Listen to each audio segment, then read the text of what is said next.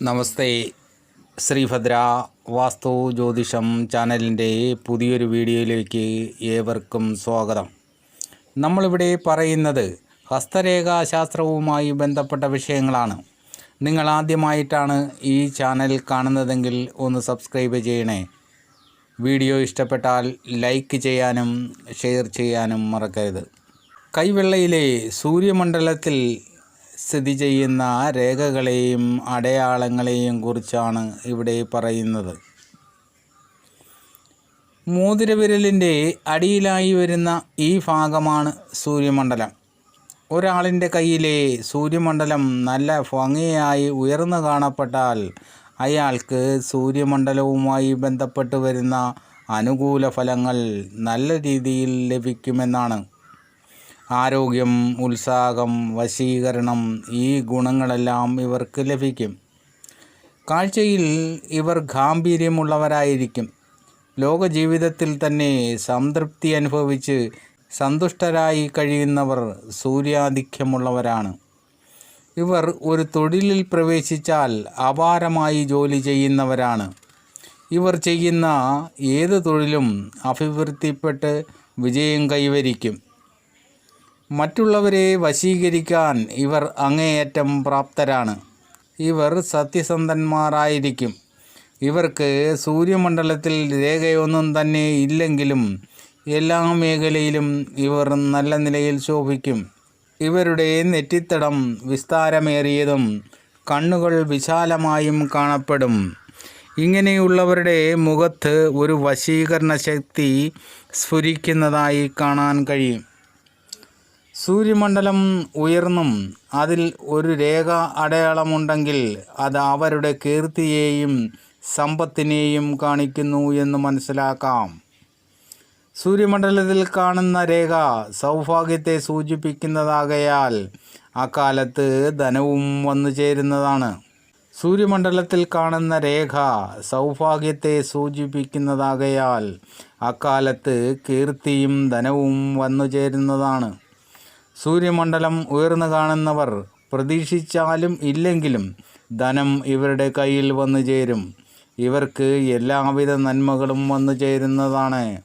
ഒരേ അളവിൽ രണ്ടു രേഖകൾ കാണപ്പെട്ടാൽ അയാൾ വിജ്ഞാനിയായിരുന്നാലും വരുമാനം കുറവായിരിക്കുമെന്നതിനെയാണ് സൂചിപ്പിക്കുന്നത്.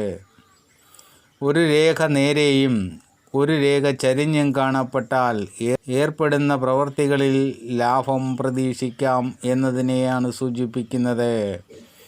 അധികമായി രേഖകൾ ഉണ്ടായാൽ ചിത്രകാരനെയാണ് സൂചിപ്പിക്കുന്നത്.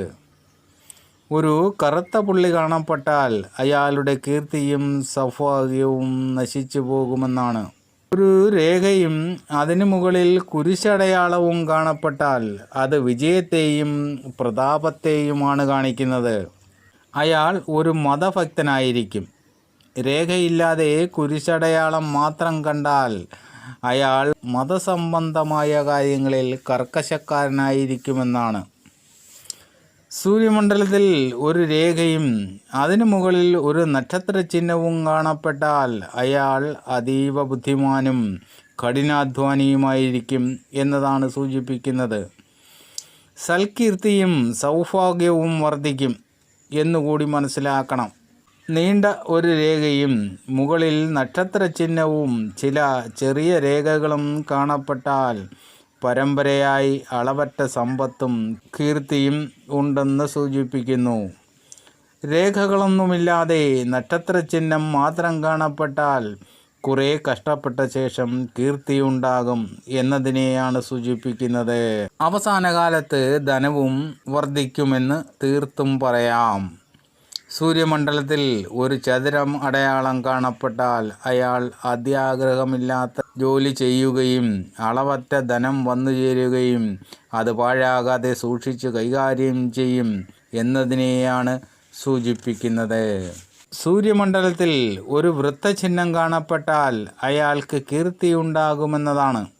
സൂര്യമണ്ഡലത്തിൽ ഒരു ത്രികോണം കാണപ്പെട്ടാൽ അയാൾ ശാസ്ത്ര വിഷയങ്ങളിൽ അഭിവൃദ്ധി പ്രാപിക്കുമെന്നതിനെയാണ് കാണിക്കുന്നത്. വലയടയാളമാണ് കാണപ്പെടുന്നതെങ്കിൽ അത് അയാളുടെ ബുദ്ധിയെയും ബുദ്ധിഹീനതയെയുമാണ് സൂചിപ്പിക്കുന്നത്. സൂര്യമണ്ഡലത്തിൽ ഒരു ശൂലമടയാളം കാണപ്പെട്ടാൽ അയാൾക്ക് പെട്ടെന്ന് സൗഭാഗ്യം വന്നു ചേരുന്നതാണ്. സൂര്യമണ്ഡലത്തിലെ അടയാളങ്ങളുടെയും രേഖകളുടെയും കുറച്ച് ഫലങ്ങളാണ് ഇവിടെ പറഞ്ഞത്. മറ്റു രേഖകളുടെ സ്ഥിതി കൂടി മനസ്സിലാക്കി വേണം പൂർണ്ണഫലങ്ങൾ ചിന്തിക്കാൻ. ഇങ്ങനെയുള്ള അറിവുകൾ നേടുവാൻ നിങ്ങൾ ഈ ചാനൽ സബ്സ്ക്രൈബ് ചെയ്യുക. വീഡിയോ ഇഷ്ടപ്പെട്ടാൽ ലൈക്ക് ചെയ്യാനും ഷെയർ ചെയ്യാനും മറക്കരുത്. അടുത്ത വീഡിയോ കാണുന്നതുവരെ നിങ്ങൾക്കെൻ്റെ നമസ്കാരം.